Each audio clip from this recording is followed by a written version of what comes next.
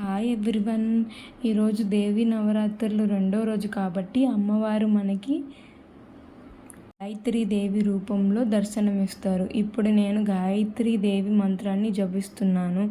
ఓం భూర్భువస్వః తత్సవితుర్వరేణ్యం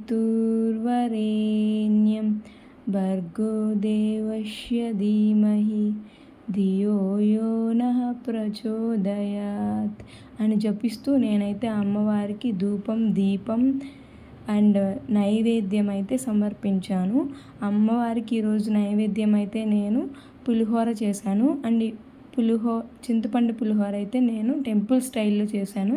and ఈ full వీడియోని నేను యూట్యూబ్ ఛానల్లో అప్లోడ్ చేశాను. అక్కడైతే మీరు చూడండి. అండ్ ఆ తర్వాత నేను అమ్మవారికి నమస్కరించుకొని ఇలా నా పూజనైతే నేను ముగించాను. టెంపుల్ స్టైల్లో పులిహోర తయారీ విధానం ఈ వీడియోలో చూద్దాం. అండ్ ఈ పులిహోరని నవరాత్రుల రెండవ రోజు గాయత్రీదేవికి ప్రసాదంగా నివేదిస్తారు. ముందుగా ఈ పులిహోర చేయడం కోసం మనం చింతపండు నానబెట్టుకోవాలి.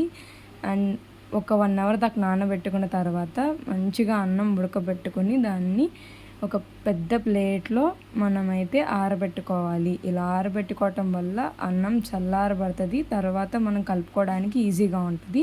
అండ్ మనం ఇందాక నానబెట్టుకున్న చింతపండు ఏదైతే ఉందో దాన్ని తీసుకుని చక్కగా అందులో ఉన్న పిప్పిని సపరేట్ చేసుకుని ఆ గుజ్జుని కలెక్ట్ చేసుకుని ఒక కడాయిలో తీసుకున్న తర్వాత స్టవ్ ఆన్ చేసుకుని ఆ కడాయిని స్టవ్ మీద పెట్టుకొని అందులోకి కొంచెం పసుపు అండ్ ఉప్పు వేసుకుని ఉడికించుకోవాలి.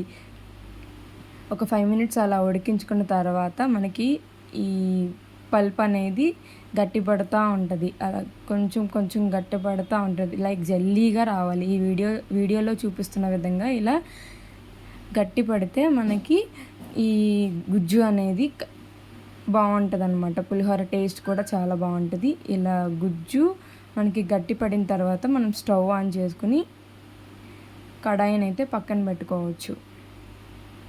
ఇప్పుడైతే మనం తాలింపు పెట్టుకుందాం. ఈ తాలింపు కోసం మనం ఒక కడాయి తీసుకుని అందులో ఒక 5 టేబుల్ స్పూన్ దాకా ఆయిల్ వేసుకుని అండ్ తర్వాత కొన్ని పల్లీలు, తర్వాత ఎండుమిర్చి, పచ్చిమిర్చి అండ్ తాలింపు దినుసులు కూడా వేసుకుని అండ్ కొంచెం జీలకర్ర, 1 స్పూన్ జీలకర్ర అండ్ 1 స్పూన్ పసుపు వేసుకుని బాగా వేయించుకున్నాను.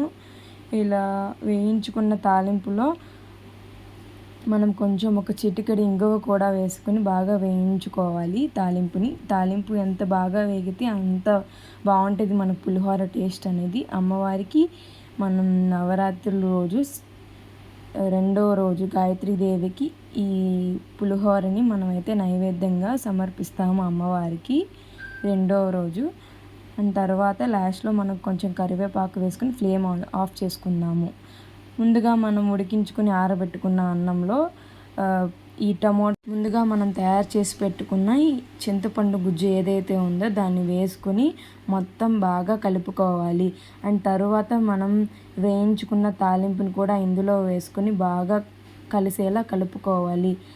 ఇలా మనం ఎంత మంచిగా కలిపితే పులిహోర అంత టేస్ట్గా ఉంటుంది అనమాట. సో ఈవెన్గా కలిసేలా కలుపుకోండి. ఫైనల్లీ మనకి టెంపుల్ స్టైల్ పులిహోర అయితే రెడీ అయిపోయింది.